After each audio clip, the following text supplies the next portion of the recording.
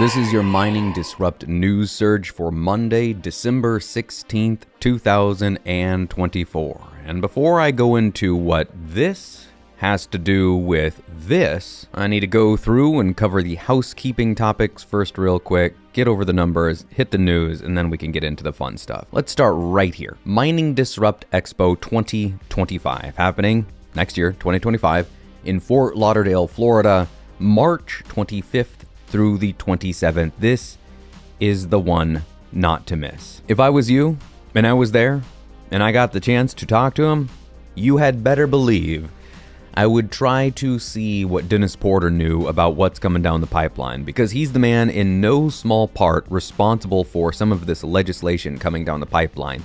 And according to him, the chances of these things passing, the strategic Bitcoin reserve bill in Texas and Pennsylvania, is next to guaranteed at this point. I'll be pointing you to the podcast where he talks about that very thing, but let's jump right over into the numbers and handle that right now.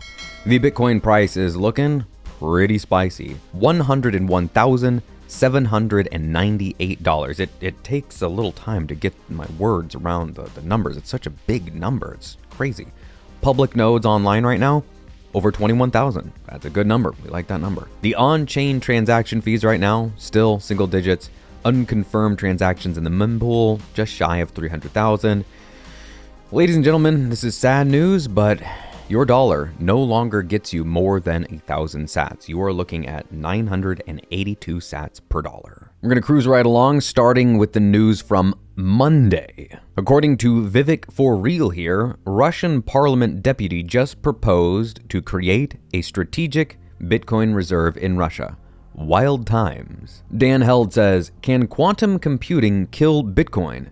Read here for my take on the issue. His conclusion is, to summarize, quantum computers are still largely experimental. We'll know far in advance as to when they'll be viable. Bitcoin is already largely protected against some of these attacks, and if there truly was a threat, then we could simply update the Bitcoin protocol. Tuesday, Mara Holdings, the Bitcoin miner, says that they now hold 40,435 Bitcoin. To that, Michael Saylor says, Mara has achieved Bitcoin yield of 47.6% year to date. To which Preston Pish responded and said if Mara mined every single block for 26 days straight, they could collect this much Bitcoin.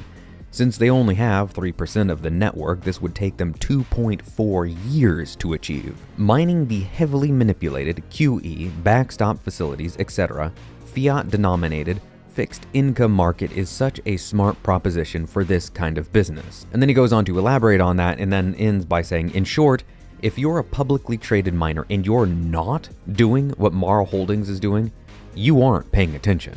Now at this point you might be wondering, what does any of this have to do with what I started this all with, World of Warcraft?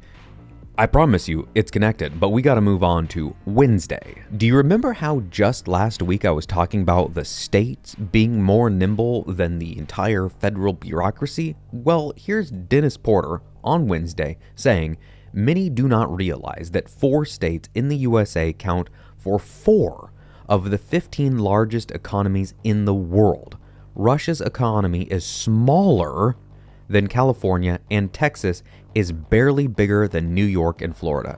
Strategic Bitcoin reserve at the state level in the USA would be huge. And then, just a day later on Thursday, the 12th, Dennis Porter, we will have a strategic Bitcoin reserve in the USA. And here from CNBC, Texas House introduces bill to establish a strategic Bitcoin reserve. Now, for those of you that are saying, yeah, that's great and all, this is legislation, it gets introduced, but what does it mean? What's the likelihood of that passing? Well, over on Tim Kotzman's podcast, which I highly recommend checking out, right here at the 12-minute and 28-second part, Tim asked Dennis that very thing. What's the likelihood of this happening? To that, long and short is, Dennis says it's really, really good. There's this group, this entity that tracks this kind of thing. They have a 100% accurate track record. They have not missed a single time, and they say this is going to pass. Friday, VJ Boyapati says MSTR just added to QQQ.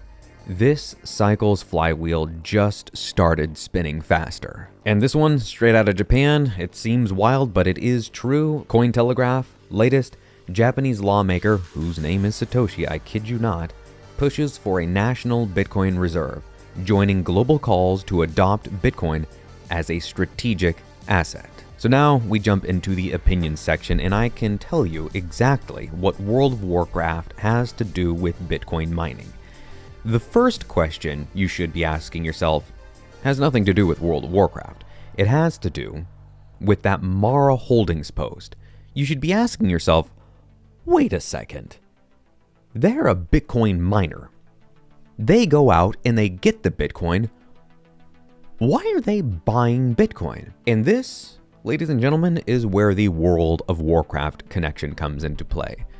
You may not know this about me, but I'm about to change that. Back in the day, I was a degenerate World of Warcraft player, and one of the things that I liked to do, more than play the game as it was intended to be played, was play the auction house.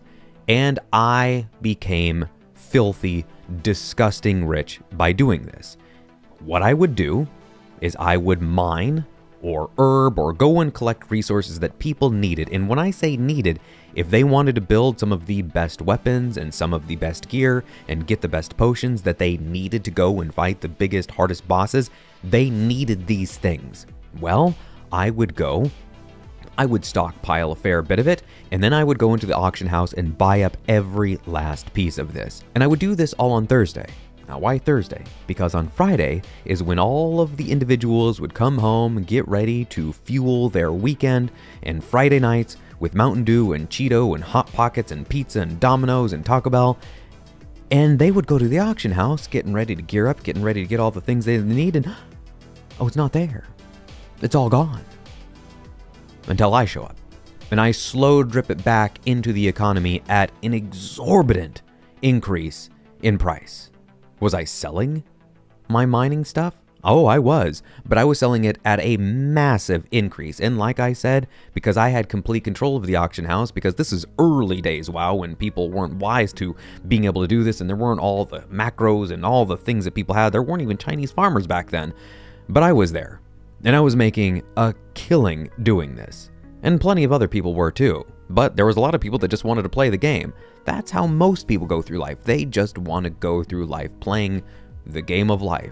But there are some people that take advantage of that. Not in a wrong way, it's just a different way to play.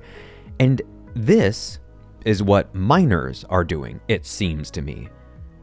So if you're a miner and you get Bitcoin through mining, sure, but you're also buying Bitcoin. Who's selling the Bitcoin? That's why the yearly chart for Bitcoin looks like this. It is up 143.65% in the last year. This same time a year ago, it was at 41,000, just shy of 42,000, and a Christmas later, it's over $100,000. And I don't think I need to spell this out to you, but if miners don't sell, and they're the largest producer of Bitcoin, the price can only go one way. Until next week.